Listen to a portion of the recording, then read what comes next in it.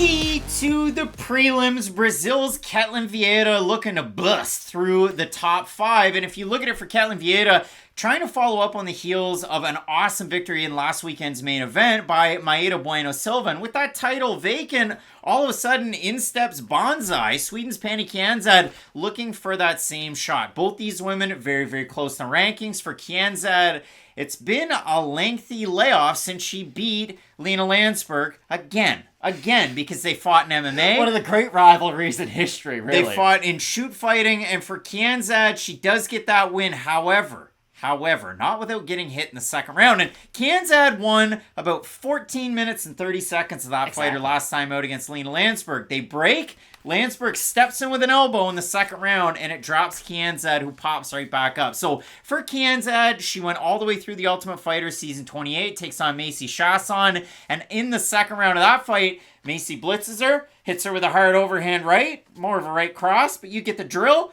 Pannie Kianzad drops, and then Chasson ends up getting the submission win. Kianzad's had some knock him out, drag him out type of fights in the UFC with Julia Avila, who hits her and drops her. It's been an interesting run, but for Kianzad, again, I touched on her shoot fighting lineage. She was a Swedish champ there. She made it very far in that discipline. But in pro MMA, it really is a lot of volume, a lot of striking on the outside. The kicks are great. The clinch work is great. And so that's what made the Kianzad fight against Landsberger last time out so much fun. She also was able to outstrike and defend takedowns against Sijara Eubanks round 1, round 2, only to get outboxed by Eubanks in the third round of that matchup. For Kianzad, she's more of a Swiss Army knife with her striking than Ketlen Vieira, who blitzes forward and throws big strikes. But we haven't really seen that out of Vieira all that often. When Vieira's winning in the UFC, it's got to be takedown heavy and lock down, grapple down with her grappling. You saw that in the performance bonus she had against one Sarah McMahon, where she was able to submit her. I probably talked about that fight too much. With a wrestling choke. So for Vieira, I said for the marquee to the prelims, back-to-back main events against former champs. She beats Miesha Tate. She beats Holly Holm. Vieira's last time out, she loses a split decision to Raquel Pennington. MMA decisions, 130-27 Vieira, 12 29-28 Vieiras, and 2 29-28 Penningtons.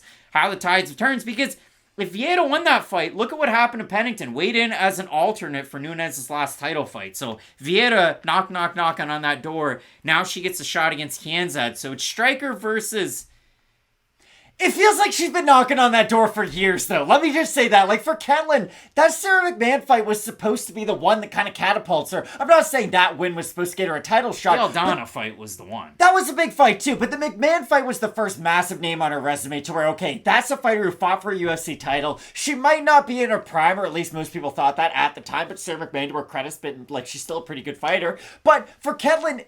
it's so interesting because, yes, she can strike forward and blitz forward, but she's not going to beat a lot of ranked fighters with that capacity because she leaves herself open way too much with a lot of those strikes. Now, against Pannie Kianzad, it's interesting because for Kianzad, when the fight is on her terms, she's phenomenal. But if you start to mess up her game plan, she will start to, and panic is too strong of a word, of course, but she won't fight in the exact same way. You bring up her volume. If she's the one being pressured backwards and really being forced to think on the fly, she's not the same fighter as she is when she's the one pushing forward. So one of the things that I noticed in the tape study for Kianzad, Dominic Cruz has talked about it in multiple Kianzad fights, backs up on a straight line every time. But for Kianzad, if you look at it, the strike differential through her 5-3 UFC career, 5.32 to 4.12. And very high in both regards. I don't like to bring up the numbers all the time, but for this fight, these numbers I think make a lot of sense. That's a positive 1.2 significant strike differential. For Ketlen Vieira, the differential, 3.24 to 4.16. That's a negative 0.92. And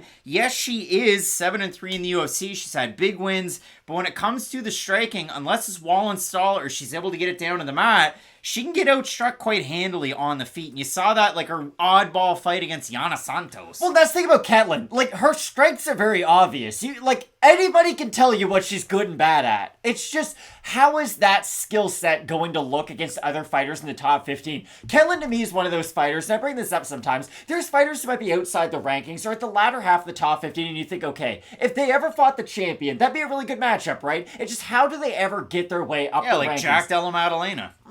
I still thought he won that fight, honestly. But for Ketlen, I genuinely thought she was going to be a really difficult matchup for Amanda Nunes because with her style of wrestling and grappling, yes, on the feet, Amanda's so much better, it doesn't matter. But if Ketlen was able to get top position and start to threaten with a lot of those chokes, I think Ketlen could make that fight very interesting. But the issue has always been, can she fill in the other parts of her game enough to where her strengths are accentuated? Because, again, for Ketlen, that Sarah McMahon fight was important, not only for the submission she pulled off, she was put in the exact same submission that she pulled off like 90 seconds before. It was defending a head and arm choke, this is easy, throw Sarah McMahon over and immediately get her in one. I think for Ketlen, you're right. On the feet, Pannie Kianzad is probably going to be able to win rounds due to her volume, but if Ketlen gets her down to the mat, even one time, maybe it won't result in a submission, but I think it will be enough to negate some of the volume Pannie can do on the feet. And that's the trouble that I have. Kianzad, Arte Suave for the longest time, as well as All-Stars. She trained with Teresa Bleda to get Bleda ready for Gabi Fernandez. You saw how good Bleda looked out in that matchup against the striker, which is what Kianzad would have done in that camp. So when you look at this one, Vieira